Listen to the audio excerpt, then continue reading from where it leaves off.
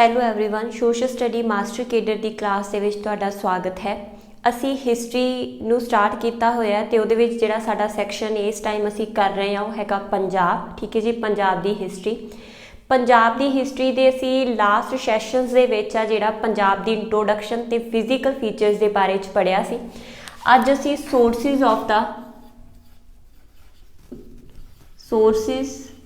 Of the history of Punjab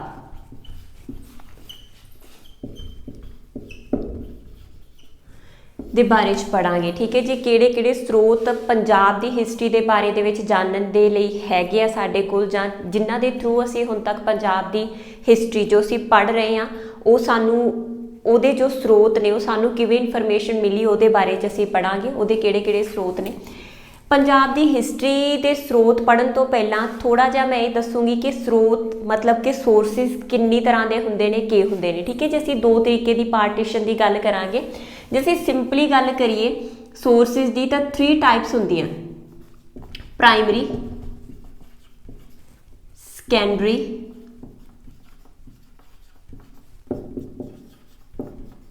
tertiary. ਠੀਕ ਹੈ ਜੀ, ਇਹ ਤਿੰਨੋਂ ਟਾਈਪਸ ਤੁਸੀਂ ਪੀਟੈਟ ਦੇ ਵਿੱਚ ਵੀ ਕਰ ਚੁੱਕੇ ਹੋ, ਇਸੇ ਕਰਕੇ ਮਤਲਬ ਬਹੁਤ ਬੇਸਿਕ ਚੀਜ਼ਾਂ ਹੈਗੀਆਂ ਜਿਹੜੀਆਂ ਇਹਦੇ ਬਾਰੇ ਚ ਦੱਸੂਗੀ।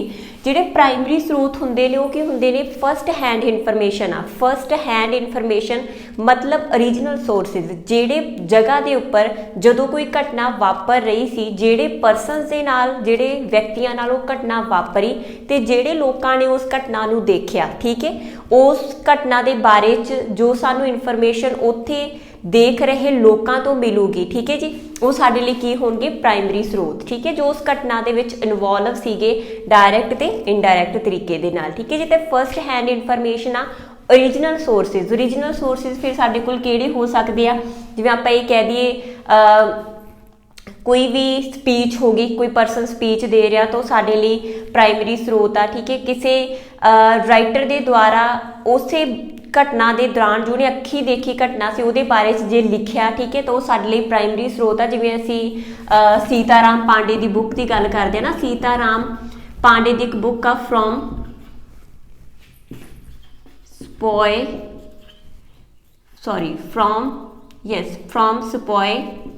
ਟੂ ਸੂਬੇਦਾਰ।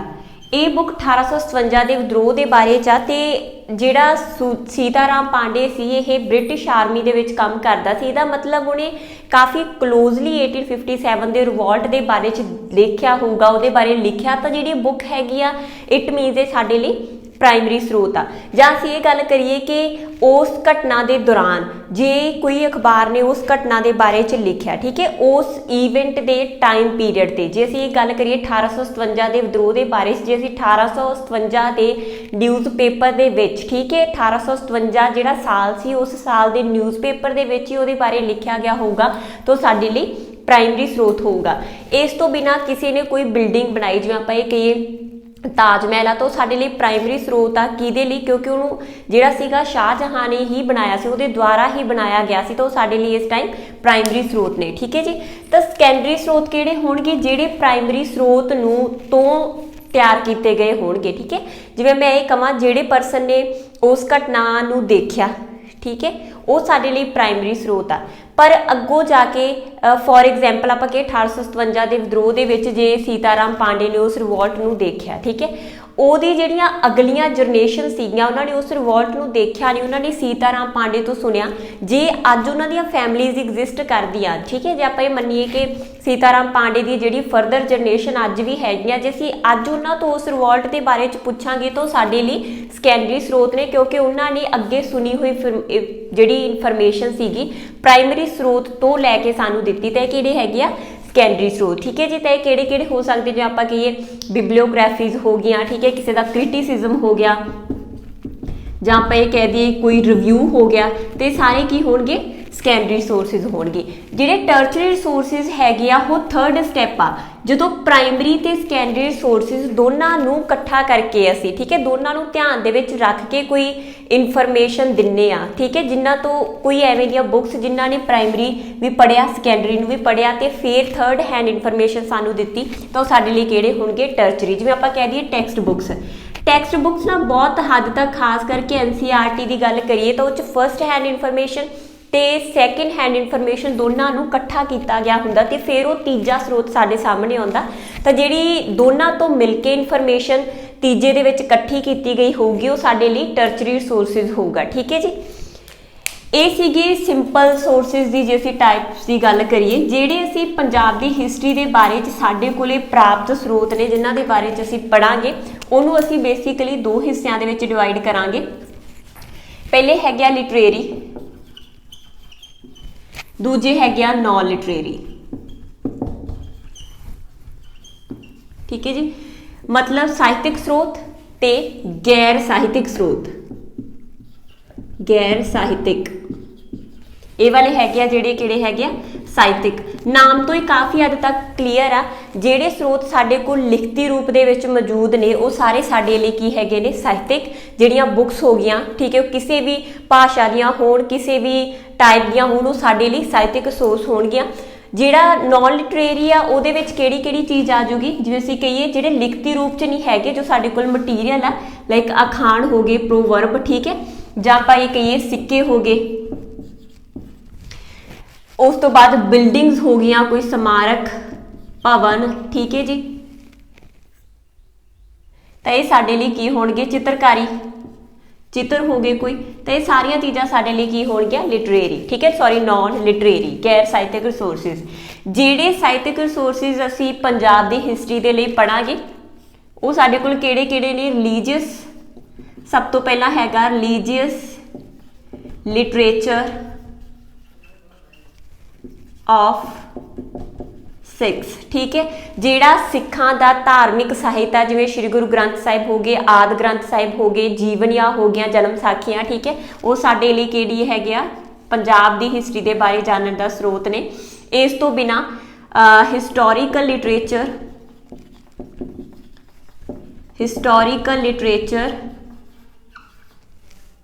ਇਨ ਪੰਜਾਬੀ। ਜਿਹੜਾ ਪੰਜਾਬੀ ਭਾਸ਼ਾ ਦੇ ਵਿੱਚ ਸਾਡੇ ਕੋਲ ਇਤਿਹਾਸਿਕ ਸਾਹਿਤ ਮੌਜੂਦ ਆ ਠੀਕ ਹੈ। ਇਤਿਹਾਸਿਕ ਸਾਹਿਤ ਜਿਹੜਾ ਪੰਜਾਬੀ ਭਾਸ਼ਾ ਦੇ ਵਿੱਚ ਲਿਖਿਆ ਗਿਆ ਜਿਵੇਂ ਆਪਾਂ ਕਹਿ ਦਈਏ ਪੰਥ ਪ੍ਰਕਾਸ਼ ਪੁਸਤਕਾਂ ਹੋ ਗਈਆਂ ਠੀਕ ਹੈ ਜਾਂ ਆਪਾਂ ਇਹ ਗੱਲ ਕਰੀਏ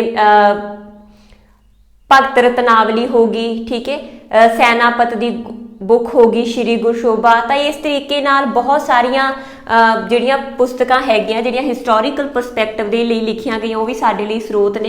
ਇਸ ਤੋਂ ਬਿਨਾਂ ਹਿਸਟੋਰੀਕਲ ਲਿਟਰੇਚਰ ਇਨ ਪਰਸ਼ੀਅਨ। ਜਦੋਂ ਮੁਸਲਮਾਨ ਇੱਥੇ ਆਏ ਮੁਸਲਮਾਨ ਜਿਹੜੇ ਰਾਈਟਰ ਹੋਏ ਆ ਮੁਗਲ ਰਾਈਟਰ ਹੋਏ ਆ ਉਹਨਾਂ ਨੇ ਬਹੁਤ ਸਾਰੀਆਂ ਫਾਰਸੀ ਭਾਸ਼ਾ ਦੇ ਵਿੱਚ ਵੀ ਇਤਿਹਾਸਕ ਪੁਸਤਕਾਂ ਲਿਖੀਆਂ ਠੀਕ ਹੈ। ਤਾਂ ਉਹਨਾਂ ਤੋਂ ਜਿਹੜਾ ਸਾਨੂੰ ਪੰਜਾਬ ਦੀ ਇਨਫੋਰਮੇਸ਼ਨ ਮਿਲਦੀ ਆ। ਰਾਈਟਿੰਗ ਨੈਕਸਟ ਹੈਗਾ writing of British traveller foreign traveller ਲਿਖ ਸਕਦੇ ਹੋ ਫੋਰਨ ਟਰੈਵਲਰਸ ਔਰ ਯੂਰਪੀਅਨਸ ਠੀਕ ਹੈ। ਬ੍ਰਿਟਿਸ਼ ਵੀ ਕਹਿ ਸਕਦੇ ਹਾਂ ਕਿਉਂਕਿ ਜ਼ਿਆਦਾਤਰ ਇਹਨਾਂ ਦੇ ਵਿੱਚੋਂ ਬ੍ਰਿਟਿਸ਼ ਸੀਗੇ। ਤਾਂ ਜਿਹੜੇ ਰਾਈਟਿੰਗ ਸਾਨੂੰ ਫੋਰਨ ਟਰੈਵਲਰਸ ਜਿਹੜੇ ਬ੍ਰਿਟਿਸ਼ ਕਾਲ ਦੇ ਵਿੱਚ ਭਾਰਤ ਆਏ ਯਾਤਰੀ ਸੀਗੇ ਉਹਨਾਂ ਨੇ ਵੀ ਕਾਫੀ ਸਾਰੀ ਇਨਫੋਰਮੇਸ਼ਨ ਆ ਜਿਹੜੀ ਪੰਜਾਬ ਦੇ ਬਾਰੇ 'ਚ ਦਿੱਤੀ ਆ। ਜੇ ਇਸ ਤੋਂ ਬਿਨਾਂ ਅਸੀਂ ਗੱਲ ਕਰੀਏ ਤਾਂ ਜਿਹੜੇ ਖਾਲਸਾ ਦਰਬਾਰ ਰਿਕਾਰਡਸ ਨੇ Khalsa Darbar record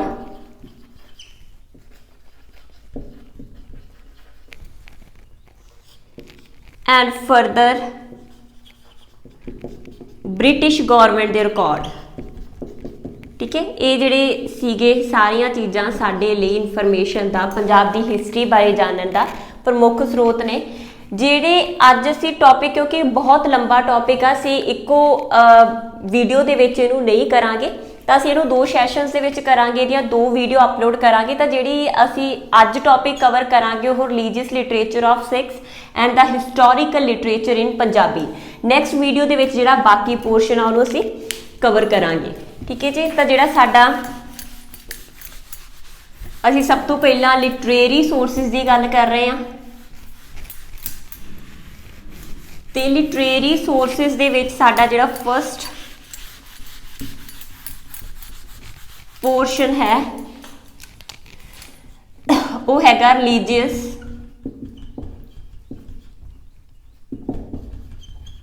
literature of six. ठीक है जी, सिखां दा धार्मिक ਸਾਹਿਤ।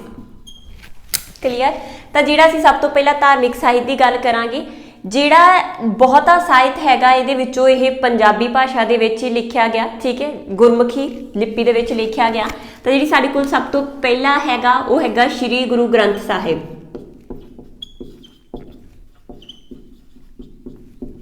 श्री गुरु ग्रंथ साहिब जां आदि गुरु ग्रंथ साहिब, जिन्हां दा संकलन किन्ना ने कीता सीगा? गुरु अर्जन देव जी ने। कदों? 1604 ईस्वी दे विच इहनूं लिखती रूप दिता सीगा भाई गुरदास जी ने। ठीक है जी। तो ये जे असीं श्री गुरु ग्रंथ साहिब जी की गल करिए, ये विच शुरुआती तौर पर 1604 ईस्वी दे विच सीगा जिहड़ा पहले 5 गुरु साहिबाना की बाणी दर्ज सीगी। उस तो बिना भट्टां दी काफ़ी सूफी संतां की बाणी सीगी जिहड़ी इहदे विच दर्ज सीगी। बाद दे विच श्री गुरु गोबिंद सिंह जी ने आ जिहड़ा 9वें गुरु साहिबान गुरु तेग बहादुर जी की बाणी नूं भी श्री गुरु ग्रंथ साहिब दे विच दर्ज करता सीगा।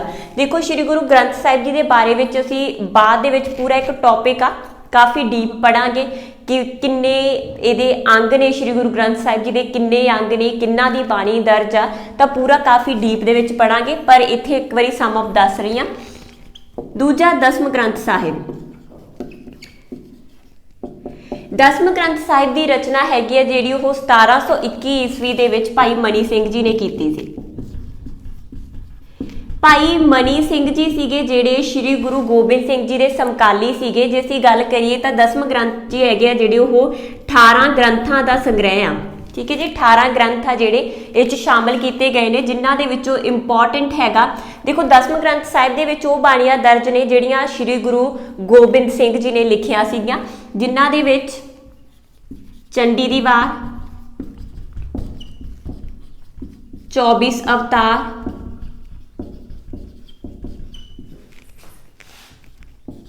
शब्द हजारे, शस्त्रनामा, जाप साहिब,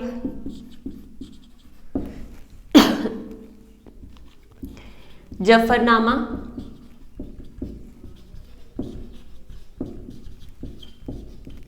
बचित्र नाटक। ठीक है, ये जिहड़ियां हैगियां बाणियां दर्ज आ। तो ये पूरे इन्ने ग्रंथ जिहड़े हैगे आ वो टोटल 18 ग्रंथ ये शामिल आ, जिहदे विचों प्रमुख ये वालियां बाणियां ने। ठीक है, जिहदे विचों जफरनामा बहुत ज़्यादा प्रसिद्ध है, बचित्र नाटक बहुत ज़्यादा प्रसिद्ध है। बचित्र नाटक गुरु गोबिंद सिंह जी की जीवनी है। ठीक है जी, जिहड़ी हैगी आ एक हैगी आ गुरु गोबिंद सिंह जी की जीवनी। जिहड़ा जफरनामा हैगा फारसी भाषा दे विच लिखी गई लिखत आ, जिन्हों 1705 ईस्वी दे विच, ठीक है, श्री गुरु गोबिंद सिंह जी ने जदों चमकौर साहिब की लड़ाई तो बाद 1705 दे विच चमकौर साहिब की लड़ाई हुई है, जिहदे विच जिथों तक सीगा जिहड़ा गुरु जी आपदा सारा परिवार गवा चुके सीगे। उस तो बाद 1705 ईस्वी दे विच जदों दीना कांगड़ नामी स्थान ते पहुंचदे आ। दीना कांगड़ इस टाइम मोगा, ठीक है, मोगा डिस्ट्रिक्ट दे विच आ। दीना कांगड़ नामी स्थान तो लिखिया सीगा फारसी भाषा दे विच। ठीक है, एक लैटर आ ते ये लैटर लिखिया किहनूं सीगा? औरंगजेब नूं। ठीक है, औरंगजेब नूं भेजिया सी। ये कौन फड़ाउण गया सी? दया सिंह। दया सिंह सीगे जिहड़े इस लैटर नूं औरंगजेब नूं फड़ाउण गए सीगे। कित्थे? अहमदनगर।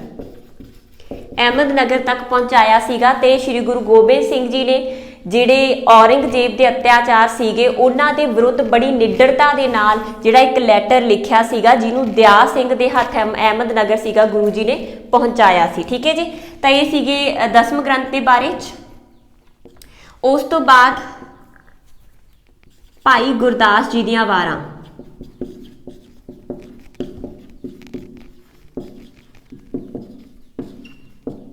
ठीक है जी, भाई गुरदास जी की गल करते हैं तो श्री गुरु अमरदास जी के परिवार के नाल संबंधित आ। दतार चंद भल्ला के जिहड़े सीगे ये पुत्र सी। ठीक है जी, दतार चंद भल्ला।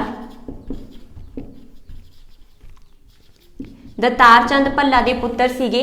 इन्हां ने टोटल 39 वारां की रचना की है, जिन्होंने श्री गुरु ग्रंथ साहिब दे विच शामिल किया गया। तो श्री गुरु ग्रंथ साहिब की कुंजी, ठीक है, गुरु ग्रंथ साहिब जी की कुंजी आ जिहड़ा ये आख्या गया भाई गुरदास जी दियां वारां नूं।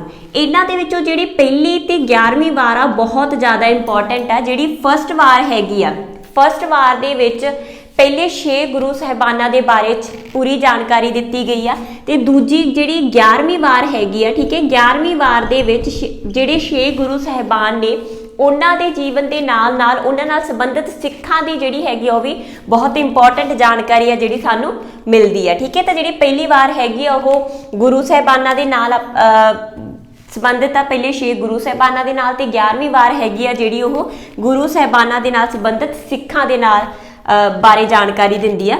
ਉਸ ਤੋਂ ਬਾਅਦ ਹੁਕਮਨਾਮੇ। ਹੁਕਮਨਾਮੇ ਕੀ ਹੈਗੇ ਆ? ਆਦੇਸ਼ ਨੇ ਗੁਰੂ ਸਾਹਿਬਾਨਾਂ ਦੇ, ਜਾਂ ਆਪਾਂ ਕਹੀਏ ਗੁਰੂ ਜਿਹੜਾ ਘਰਾਣਾ ਸੀਗਾ ਉਹਦੇ ਨਾਲ ਸੰਬੰਧਿਤ ਲੋਕਾਂ ਦੇ ਦੁਆਰਾ ਸਮੇਂ-ਸਮੇਂ ਤੇ ਜੋ ਸਿੱਖਾਂ ਨੂੰ ਨਿਰਦੇਸ਼ ਦਿੱਤੇ ਗਏ ਸੀ, ਠੀਕ ਹੈ, ਉਹ ਸਾਡੇ ਲਈ ਹੁਕਮਨਾਮੇ ਨੇ। ਜਿਹੜੇ ਹੈਗੇ ਆ ਭਾਈ ਗੰਡਾ ਸਿੰਘ ਜੀ ਦੇ ਯਤਨਾਂ ਦੇ ਨਾਲ, ਭਾਈ ਗੰਡਾ ਸਿੰਘ ਦੇ ਯਤਨਾਂ ਦੇ ਨਾਲ ਸਾਨੂੰ 99 ਜਿਹੜੇ ਹੁਕਮਨਾਮੇ ਹੈਗੇ ਉਹ ਪ੍ਰਾਪਤ ਹੋਏ ਆ। ਦੇਖੋ ਬਹੁਤ ਸਾਰੇ ਹੁਕਮਨਾਮੇ ਲਿਖੇ ਗਏ ਸੀਗੇ, ਪਰ ਜਿਹੜੇ ਕਾਫੀ ਜਿਹੜੀ ਪੰਜਾਬ ਦੇ ਵਿੱਚ ਆਲਮੋਸਟ ਜਿਹੜੀ ਹਮਲਿਆਂ ਦੇ ਦੌਰਾਨ ਉਥਲ ਪੁਥਲ ਰਹੀ, ਠੀਕ ਹੈ, ਤਾਂ ਉਹਨਾਂ ਦੇ ਵਿੱਚ ਕਾਫੀ ਜਿਹੜੇ ਹੁਕਮਨਾਮੇ ਸੀ, ਕਾਫੀ ਸਾਰਾ ਲਿਟਰੇਚਰ ਸੀ ਉਹ ਖਤਮ ਹੋ ਗਿਆ ਸੀ। ਫਿਰ ਵੀ ਜਿਹੜੇ 99 ਹੁਕਮਨਾਮੇ ਸਾਨੂੰ ਪ੍ਰਾਪਤ ਹੋਏ ਆ, ਜਿਹਦੇ ਵਿੱਚੋਂ 34 ਹੁਕਮਨਾਮੇ ਗੁਰੂ ਗੋਬਿੰਦ ਸਿੰਘ ਜੀ ਦੇ ਨਾਲ ਸੰਬੰਧਿਤ ਆ, 23 ਗੁਰੂ ਤੇਗ ਬਹਾਦਰ ਜੀ ਦੇ ਨਾਲ ਸੰਬੰਧਿਤ ਆ, ਤੇ ਬਾਕੀ ਜਿਹੜੇ ਬਚੇ ਹੈਗੇ ਆ ਉਹ ਬਾਕੀ ਰਹਿ ਗਏ ਹੁਕਮਨਾਮੇ ਹੈਗੇ ਆ ਉਹ ਬੰਦਾ ਬਹਾਦਰ ਜੀ ਦੇ ਨਾਲ ਸੰਬੰਧਿਤ ਕਹਿ ਸਕਦੇ ਆ, ਸਾਹਿਬ ਦੇਵਾ, ਮਾਤਾ ਗੁਜਰੀ, ਗੁਰੂ ਹਰਗੋਬਿੰਦ ਜੀ, ਠੀਕ ਹੈ। ਤਾਂ ਜਿਹੜੇ ਵੀ ਸਿੱਖ ਧਰਮ ਦੇ ਨਾਲ ਰਿਲੇਟਡ ਆਪਾਂ ਕਹੀਏ ਜਾਂ ਸਿੱਖ ਪਰਿਵਾਰ ਦੇ ਨਾਲ ਸੰਬੰਧਿਤ ਲੋਕ ਸੀਗੇ ਉਹਨਾਂ ਦੇ ਦੁਆਰਾ ਸਮੇਂ-ਸਮੇਂ ਤੇ ਭੇਜੇ ਗਏ, ਤਾਂ ਉਹਨਾਂ ਦੇ ਜਿਹੜੇ ਹੈਗੇ ਹੁਕਮਨਾਮੇ ਸਾਨੂੰ ਪ੍ਰਾਪਤ ਹੋਏ ਆ। ਜਿਹੜਾ ਉਸ ਤੋਂ ਅੱਗੇ ਜੇ ਅਸੀਂ ਗੱਲ ਕਰੀਏ ਜਨਮ ਸਾਖੀਆਂ, ਜਿਨ੍ਹਾਂ ਬਾਰੇ ਅਸੀਂ ਬਹੁਤ ਛੋਟੀਆਂ ਕਲਾਸਾਂ ਦੇ ਵਿੱਚ ਸੁਣਿਆ ਸੀਗਾ, ਤਾਂ ਜਿਹੜੀਆਂ ਜਨਮ ਸਾਖੀਆਂ ਹੈਗੀਆਂ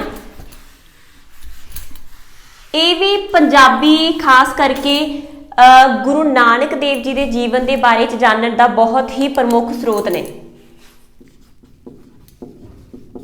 ਜੇ ਅਸੀਂ ਜਨਮ ਸਾਖੀਆਂ ਦੀ ਗੱਲ ਕਰੀਏ ਤਾਂ ਕੀ ਨੇ? ਇਹ ਉਹ ਸਾਖੀਆਂ ਜਿਹੜੀਆਂ ਕਿ ਗੁਰੂ ਨਾਨਕ ਦੇਵ ਜੀ ਦੇ ਜਨਮ ਤੇ ਜੀਵਨ ਦੇ ਬਾਰੇ ਚ ਜਾਣਕਾਰੀ ਦਿੰਦੀਆਂ, ਪੰਜਾਬੀ ਭਾਸ਼ਾ ਦੇ ਵਿੱਚ ਨੇ, ਗੁਰਮੁਖੀ ਲਿਪੀ ਦੇ ਵਿੱਚ ਨੇ।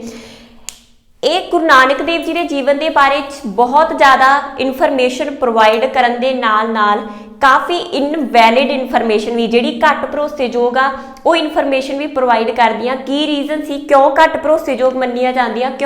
ਕਿਉਂਕਿ ਇਹਨਾਂ ਦੀ ਗਿਣਤੀ ਹੈਗੀ ਆ ਕਾਫੀ। ਅਸੀਂ ਇੱਥੇ 4 ਪੜਾਂਗੇ, ਠੀਕ ਹੈ। ਜਿਹੜੀਆਂ ਉਹ 4, ਜੇ ਅਸੀਂ ਉਹਨਾਂ ਸਿਰਫ 4 ਜਨਮ ਸਾਖੀਆਂ ਦੀ ਗੱਲ ਵੀ ਕਰੀਏ ਤਾਂ ਉਹਨਾਂ ਦੇ ਵਿੱਚ ਵੀ ਆਪ ਦੇ ਵਿੱਚ ਜੋ ਇਨਫੋਰਮੇਸ਼ਨ ਦਿੱਤੀ ਗਈ ਉਹ ਮੇਲ ਨਹੀਂ ਖਾਂਦੀ, ਠੀਕ ਹੈ। ਦੂਜਾ ਰੀਜ਼ਨ, ਕਿਸੇ ਦੇ ਵਿੱਚ ਗੁਰੂ ਜੀ ਦੇ ਜਿਹੜੇ ਸ਼ਾਨ ਦੇ ਵਿਰੋਧੀ ਸ਼ਬਦ ਵੀ ਲਿਖੇ ਗਏ ਆ, ਠੀਕ ਹੈ। ਤੀਜਾ, ਇਹਨਾਂ ਦੇ ਵਿੱਚ ਤਰਤੀਬਤਾ ਬਹੁਤ ਘੱਟ ਆ। ਤੇ ਕਈ ਜਿਹੜੀਆਂ ਜਨਮ ਸਾਖੀਆਂ ਹੈਗੀਆਂ, ਜੋ ਆਪਾਂ ਕਹੀਏ ਮਿਹਰਬਾਨ ਦੀ ਜਨਮ ਸਾਖੀ, ਤਾਂ ਉਹ ਜਨਮ ਸਾਖੀ ਸੀ ਜਿਹੜੇ ਗੁਰੂ ਸਾਹਿਬਾਨ ਦੇ ਜਿਹੜੇ ਵਿਰੋਧੀ ਆਪਾਂ ਕਹੀਏ ਪ੍ਰਿਥੀ ਚੰਦ ਸੀਗੇ ਉਹਦੇ ਪਰਿਵਾਰ ਵੱਲੋਂ ਲਿਖੀ ਗਈ। ਤਾਂ ਉਹਨਾਂ ਦੇ ਵਿੱਚ ਕਈ ਇਸ ਤਰੀਕੇ ਦੀਆਂ ਗੱਲਾਂ ਕਾਊਂਟ ਕੀਤੀਆਂ ਗਈਆਂ ਜਿਹੜੀਆਂ ਧਰਮ ਵਿਰੋਧੀ ਮੰਨਦੇ ਆ, ਤੇ ਉਹਨਾਂ ਦੇ ਵਿੱਚ ਜਿਹੜੀ ਭਰੋਸਾਯੋਗਤਾ ਦੀ ਜਿਹੜੀ ਕਮੀ ਹੈਗੀ ਆ ਉਹ ਮੰਨੀ ਗਈ ਆ। ਜੇ ਅਸੀਂ ਜਨਮ ਸਾਖੀਆਂ ਦੀ ਗੱਲ ਕਰੀਏ ਤਾਂ ਸਾਡੇ ਕੋਲ ਬੇਸਿਕਲੀ 4 ਜਨਮ ਸਾਖੀਆਂ, ਜਿਹਦੇ ਵਿੱਚੋਂ ਸਭ ਤੋਂ ਪਹਿਲੀ ਪੁਰਾਤਨ ਜਨਮ ਸਾਖੀ।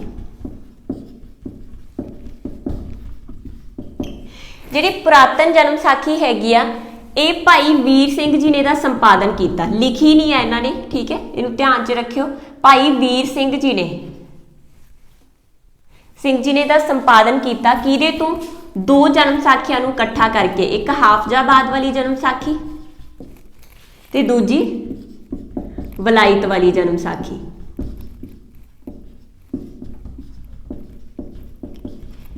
ਦੇਖੋ ਜਿਹੜੀ ਵਲਾਇਤ ਵਾਲੀ ਜਨਮ ਸਾਖੀ ਸੀਗੀ, ਜੇ ਅਸੀਂ ਇਹਦੀ ਗੱਲ ਕਰੀਏ ਤਾਂ ਇੱਕ ਵਾਰੀ ਭਾਰਤ ਦੇ ਵਿੱਚ ਜਿਹੜਾ ਹੈਗਾ ਅਪਰੋਕਸ 1815 ਦੇ ਲਗਭਗ ਭਾਰਤ ਦੇ ਵਿੱਚ ਥਾਮਸ ਕੋਲਬਰੁਕ ਨਾਂ ਦਾ ਇੱਕ ਵਿਅਕਤੀ ਅੰਗਰੇਜ਼ ਆਇਆ, ਠੀਕ ਹੈ, ਥਾਮਸ ਕੋਲਬਰੁਕ।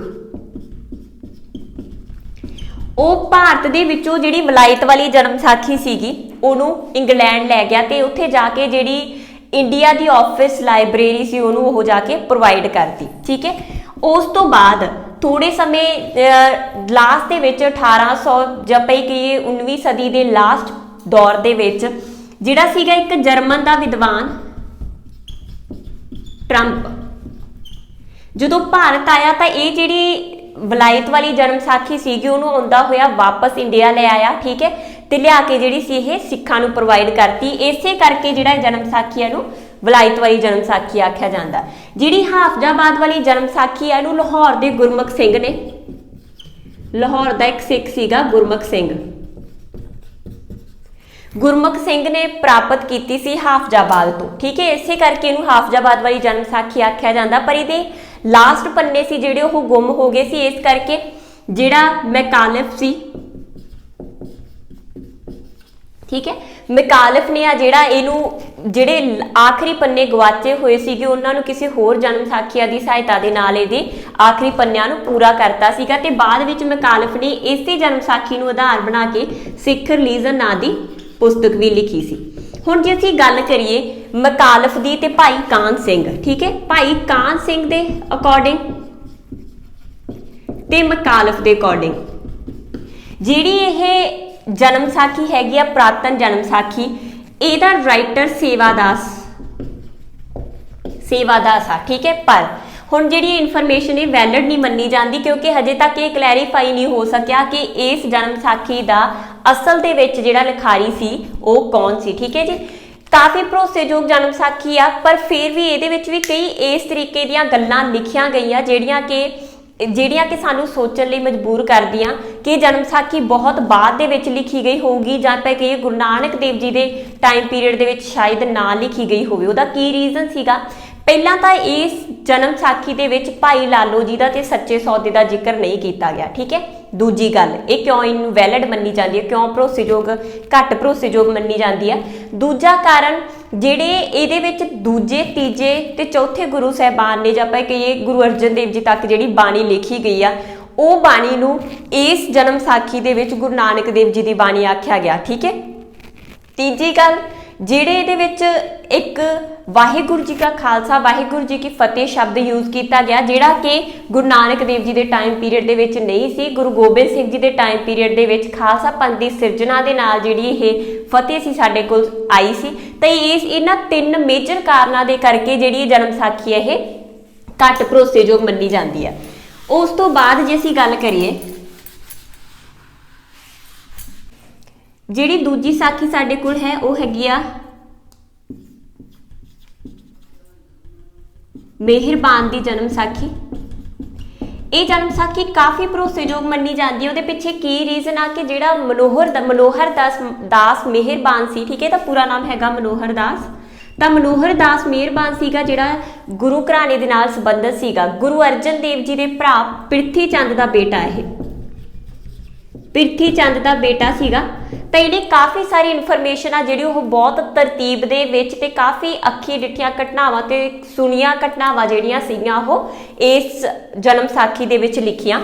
ਇਹਦੇ ਦੋ ਪਾਰਟ ਨੇ, ਪੋਥੀ ਸੱਚਖੰਡ ਜਿਹਨੂੰ ਮਨੋਹਰ ਦਾਸ ਨੇ ਖੁਦ ਲਿਖਿਆ, ਠੀਕ ਹੈ, ਇਹ ਜ਼ਿਆਦਾ ਭਰੋਸੇਯੋਗ ਮੰਨੀ ਜਾਂਦੀ ਹੈ। ਤੇ ਦੂਜਾ ਹੈਗਾ ਪੋਥੀ ਹਰਜੀ ਜਿਹਨੂੰ ਮਨੋਹਰ ਦਾਸ ਦੇ ਬੇਟੇ, ਠੀਕ ਹੈ, ਮਨੋਹਰ ਦਾਸ ਦੇ ਬੇਟੇ ਨੇ ਲਿਖੀ ਆ। ਹਰਜੀ ਉਹਦਾ ਬੇਟਾ ਸੀਗਾ ਮਨੋਹਰ ਦਾਸ ਮਿਹਰਬਾਨ ਦਾ, ਤਾਂ ਉਹਦੇ ਬੇਟੇ ਨੇ ਲਿਖੀ ਹੈ। ਤੇ ਇਹਦੇ ਵਿੱਚ ਕਾਫੀ ਮਿਥਿਹਾਸਿਕ ਗੱਲਾਂ ਵੀ ਆ ਜਿਹੜੀਆਂ ਉਹ ਸ਼ਾਮਿਲ ਕੀਤੀਆਂ ਗਈਆਂ ਤੇ ਇਸ ਕਰਕੇ ਜਿਹੜੀ ਪੋਥੀ ਹਰਜੀ ਆ ਉਹ ਘੱਟ ਭਰੋਸੇਯੋਗ ਮੰਨੀ ਜਾਂਦੀ ਹੈ, ਠੀਕ ਹੈ ਜੀ। ਉਸ ਤੋਂ ਅਗਲੀ ਜਿਹੜੀ ਹੈਗੀ ਆ ਜਨਮ ਸਾਖੀ ਉਹ ਹੈਗੀ ਆ ਭਾਈ ਬਾਲਾ ਜੀ ਦੀ ਜਨਮ ਸਾਖੀ।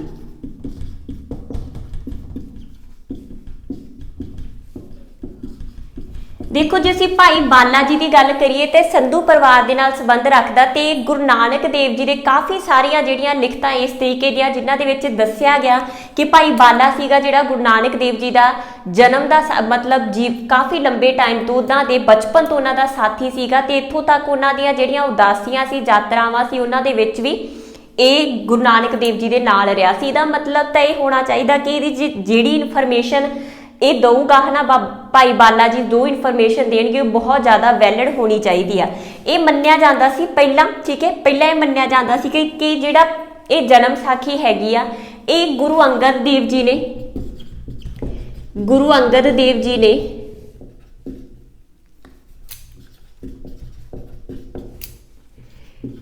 ਪੈਂਡਾ ਮੋਖਾ, ਪੈਂਡਾ ਮੋਖਾ ਨਾਂ ਦੇ ਵਿਅਕਤੀ ਤੋਂ ਲਿਖਵਾਈ ਸੀਗੀ, ਕਿਹਦੇ ਤੋਂ ਪੁੱਛ ਕੇ? ਭਾਈ ਬਾਲਾ ਜੀ ਤੋਂ ਪੁੱਛ ਕੇ, ਠੀਕ ਹੈ ਜੀ।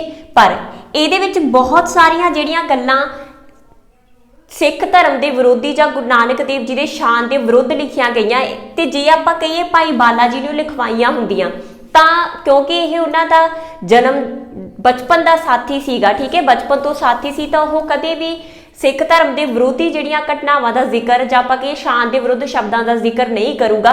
ਤੇ ਇਸ ਕਰਕੇ ਹੁਣ ਇਹ ਮੰਨਿਆ ਜਾਂਦਾ ਕਿ ਜਿਹੜੀ ਇਹ ਜਾਣਕਾਰੀ ਇਹਦੇ ਬਾਰੇ 'ਚ ਗਲਤ ਆ। ਹੁਣ ਇਹ ਮੰਨਿਆ ਜਾਂਦਾ ਕਿ ਜਿਹੜੀ ਇਹ ਭਾਈ ਬਾਲਾ ਜੀ ਦੀ ਜਨਮ ਸਾਖੀ ਸੀਗੀ ਇਹ ਹੰਦਾਲੀਆਂ ਨੇ ਲਿਖਵਾਈ। ਇਹ ਬਾਬਾ ਹੰਦਾਲ ਦੇ ਫੋਲੋਅਰ ਸੀਗੇ।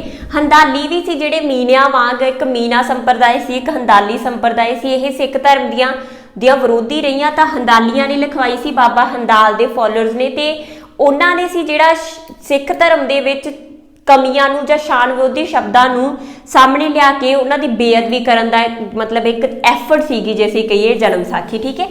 ਇਸ ਤੋਂ ਬਿਨਾਂ ਜੇ ਅਸੀਂ ਗੱਲ ਕਰੀਏ ਹਜੇ ਤੱਕ ਭਾਈ ਬਾਲਾ ਜੀ ਦੀ ਐਗਜ਼ਿਸਟੈਂਸ ਨੂੰ ਲੈ ਕੇ ਕਿ ਭਾਈ ਬਾਲਾ ਜੀ ਸੀਗੇ ਇਤਿਹਾਸ ਵਿੱਚ ਜਾਂ ਨਹੀਂ ਸੀਗੇ, ਉਹਦੇ ਬਾਰੇ 'ਚ ਵੀ ਡਿਬੇਟ ਆ। ਦੇਖੋ, ਜੋ ਤਾਂ ਇਹ ਮੰਨਦੇ ਆ ਨਾ, ਜਿਹੜੇ ਰਾਈਟਰ ਇਹ ਮੰਨਦੇ ਆ ਕਿ ਇਤਿਹਾਸਕਾਰ ਇਹ ਮੰਨਦੇ ਆ ਕਿ ਭਾਈ ਬਾਲਾ ਜੀ ਸੀਗੇ, ਉਹ ਇਹ ਕਹਿੰਦੇ ਆ ਕਿ ਜਿਵੇਂ ਮਹਿਮਾ ਪ੍ਰਕਾਸ਼ ਪੁਸਤਕ ਹੋ ਗਈ, ਠੀਕ ਹੈ, ਮਹਿਮਾ ਪ੍ਰਕਾਸ਼ ਪੁਸਤਕ ਦੇ ਵਿੱਚ ਦੱਸਿਆ ਗਿਆ ਕਿ ਭਾਈ ਬਾਲਾ ਨਾਂ ਦਾ ਵਿਅਕਤੀ ਸੀਗਾ, ਠੀਕ ਹੈ। ਦੂਜੀ ਗੱਲ, ਜਿਹੜੇ ਇਤਿਹਾਸਕਾਰ ਇਹ ਮੰਨਦੇ ਆ ਕਿ ਬਾਬਾ ਬਾਲਾ ਜੀ ਸੀਗੇ ਇਤਿਹਾਸ ਦੇ ਵਿੱਚ ਜਾਂ ਉਹਨਾਂ ਦਾ ਗੁਰੂ ਨਾਨਕ ਦੇਵ ਜੀ ਨਾਲ ਸੰਬੰਧ ਸੀ, ਉਹ ਇਹ ਕਹਿੰਦੇ ਆ ਕਿ ਭਾਈ ਬਾਲਾ ਜੀ ਦੀ ਜਿਹੜੀ ਸਮਾਧੀ ਆ ਅੱਜ ਵੀ ਖੰਡੂਰ ਸਾਹਿਬ ਦੇ ਵਿੱਚ ਹੈਗੀ ਆ, ਤੇ ਉਹਨਾਂ ਦਾ ਪਰਿਵਾਰ ਹੈਗਾ ਜਿਹੜਾ ਅੱਜ ਵੀ ਨਨਕਾਣਾ ਸਾਹਿਬ ਦੇ ਵਿੱਚ ਵਸਦਾ। ਪਰ ਦੂਜਾ ਜਿਹੜਾ ਪੁਆਇੰਟ ਸੀ ਇਹ ਵੀ ਸਾਹਮਣੇ ਆਇਆ ਕਿ ਭਾਈ ਬਾਲਾ ਜੀ ਦਾ ਜ਼ਿਕਰ ਹੈਗਾ ਬਹੁਤ ਖਾਸ ਰਚਨਾਵਾਂ, ਜਿਵੇਂ ਆਪਾਂ ਕਹੀਏ ਭਾਈ ਮਣੀ ਸਿੰਘ ਜੀ, ਭਾਈ ਮਣੀ ਸਿੰਘ ਜੀ ਦੀਆਂ ਲਿਖਤਾਂ ਦੇ ਵਿੱਚ, ਤੇ ਭਾਈ ਗੁਰਦਾਸ ਜੀ ਦੀਆਂ, ਠੀਕ ਹੈ।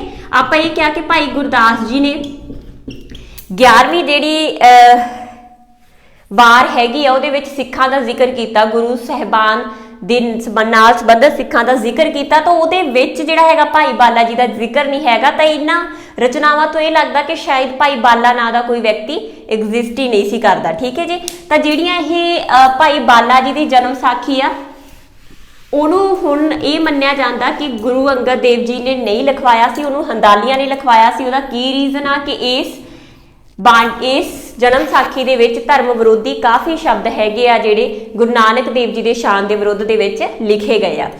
ਉਸ ਤੋਂ ਬਾਅਦ ਜੇ ਅਸੀਂ ਗੱਲ ਕਰੀਏ ਜਿਹੜੀ ਸਾਡੇ ਕੋਲੇ ਨੈਕਸਟ ਹੈਗੀ ਆ ਜਨਮ ਸਾਖੀ, ਉਹ ਹੈਗੀ ਆ ਭਾਈ ਮਨੀ ਸਿੰਘ ਜੀ ਦੀ ਜਨਮ ਸਾਖੀ, ਜਿਹਨੂੰ ਗਿਆਨ ਰਤਨਾਵਲੀ ਵੀ ਆਖਿਆ ਜਾਂਦਾ। ਭਾਈ ਮਨੀ ਸਿੰਘ ਜੀ ਸੀਗੇ ਜਿਹੜੇ ਪਹਿਲਾਂ ਵੀ ਦੱਸ ਚੁੱਕੀ ਹਾਂ, ਗੁਰੂ ਗੋਬਿੰਦ ਸਿੰਘ ਜੀ ਦੇ ਸਮਕਾਲੀ ਸੀਗੇ, ਠੀਕ ਹੈ, ਉਹਨਾਂ ਦੇ ਦਰਬਾਰ ਦੇ ਵਿੱਚ ਰਹੇ ਨੇ ਉਹ।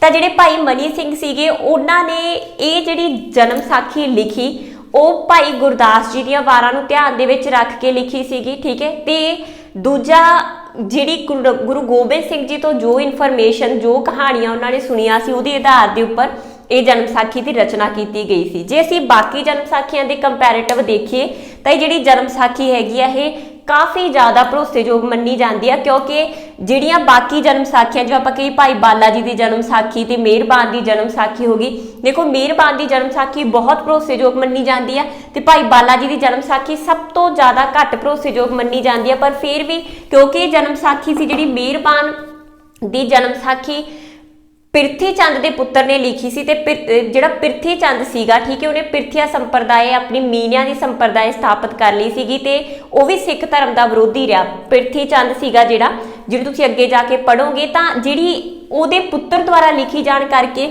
ਕਾਫੀ ਜਿਹੜੇ ਇਤਿਹਾਸਕਾਰ ਹੈ ਇਹਦੀ ਇਨਫੋਰਮੇਸ਼ਨ ਵੀ ਬਹੁਤ ਵੈਲਿਡ ਨਹੀਂ ਮੰਨਦੇ।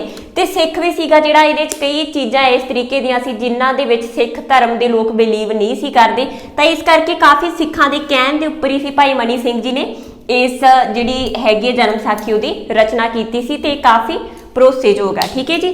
ਤਾਂ ਇਹ ਸੀਗਾ ਰਿਲੀਜੀਅਸ ਲਿਟਰੇਚਰ।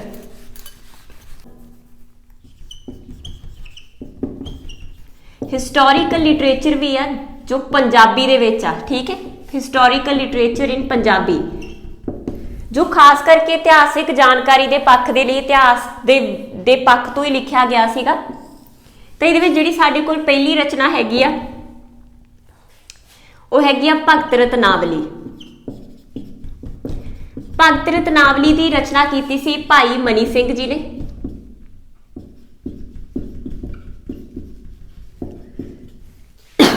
ठीक है, भाई मनी सिंह अगेन गुरु गोबिंद सिंह जी के दरबार सी, तो उन्होंने जी जानकारी सी इस किताब के जो भी उन्होंने इन्फॉर्मेशन दी बहुत वैलिड इन्फॉर्मेशन आ। तो उन्होंने पहले 6 गुरु साहबाना के बारे इस बुक के काफ़ी जी हैगी मेजर इन्फॉर्मेशन प्रोवाइड की है। दूजा श्री गुरु शोभा, ये भी गुरु गोबिंद सिंह जी का समकाली कवि सीगा, उन्होंने दरबारी कवि सी गुरु गोबिंद सिंह जी का सैनापत, उन्हें लिखी आ। तो इस परसन ने अखी डिठिया घटनावां, खालसा पंथ की सिरजना, गुरु गोबिंद सिंह जी दी लड़ाइयां का जिक्र हैगा जिहड़ा इस रचना दे विच कीता। ते ये बुक हैगी आ जिहड़ी ये ज़्यादा गुरु गोबिंद सिंह जी के बारे च इन्फॉर्मेशन प्रोवाइड करदी आ। तीजा बसावलीनामा, बसावलीनामा की रचना केसर सिंह छिब्बड़ ने की है। ये भी गुरु गोबिंद सिंह जी का समकाली सीगा, ते इहने जिहड़ा बुक हैगी आ उहनूं 14 पार्ट्स दे विच 14 अध्याय दे विच डिवाइड किया होया, जिहदे विचों पहले 10 अध्याय हैगे ओह गुरु साहिबाना दे नाल संबंधित आ। ठीक है, बाकी जिहड़े 4 हैगे आ ओह साहिबजादियां दे नाल, 4 साहिबजादियां दे नाल, बंदा बहादुर जी दे नाल, माता सुंदरी जी दे नाल। ठीक है, ते जिहड़ा सी खालसा पंथ दी सिरजना दे नाल संबंधित है बाकी 4 पार्ट। नैक्सट गुरबिलास पातशाही 10वीं, ਇਹਦੀ रचना सीगी ਜਿਹੜੀ आनंदपुर साहिब ਦੇ ਵਿੱਚ केसगढ़, ठीक है, गुरुद्वारा केसगढ़ साहिब ਦੇ ग्रंथी ਸੀਗੇ सुखा सिंह, उन्होंने लिखी है। तो ये 9वें गुरु साहबान गुरु तेग बहादुर जी के नाल 10वें गुरु जी की जी हैगी आ बहुत ज़्यादा डीप इन्फॉर्मेशन आ जी दी गई है। ज़्यादातर ये बुक गुरु गोबिंद सिंह जी के बारे सानू इन्फॉर्मेशन प्रोवाइड कर दी है। महिमा प्रकाश वार्तक, ठीक है, ये भी जी है 10 गुरु साहबान के बारे च इनू है जिहड़ा वार्तिक लेख के रूप में, ठीक है, लिखा गया। यदी रचना कृपाल चंद जी ने की सी, ठीक है, कृपाल चंद जी की रचना है। उस तो बाद महिमा प्रकाश कविता, महिमा प्रकाश कविता की रचना सीगी जिहड़ी ओह स्वरूपदास भल्ला ने की है। ठीक है जी, ये भी गुरु तीजे गुरु अमरदास जी के परिवार के नाल संबंधित सीगा। ठीक है, तो महिमा प्रकाश जिहड़ी कविता हैगी कविता के रूप में लिखा गया, तो 10 गुरु साहबाना के बारे च जानकारी प्रोवाइड कर दी है। उस तो बाद पर्चियां,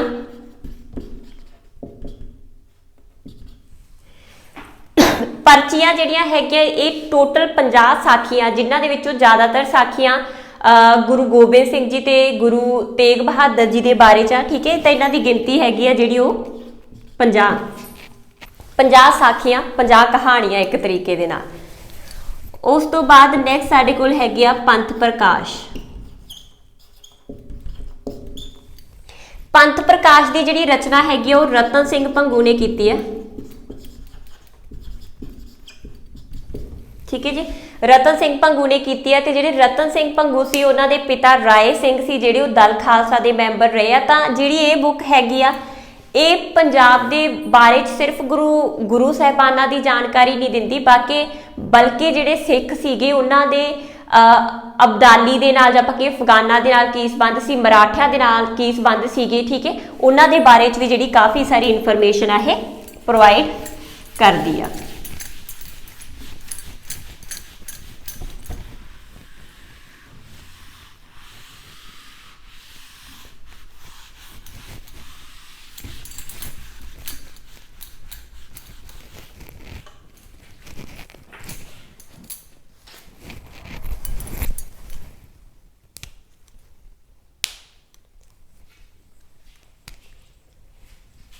नैक्सट बुक साडे कोल है गुरप्रताप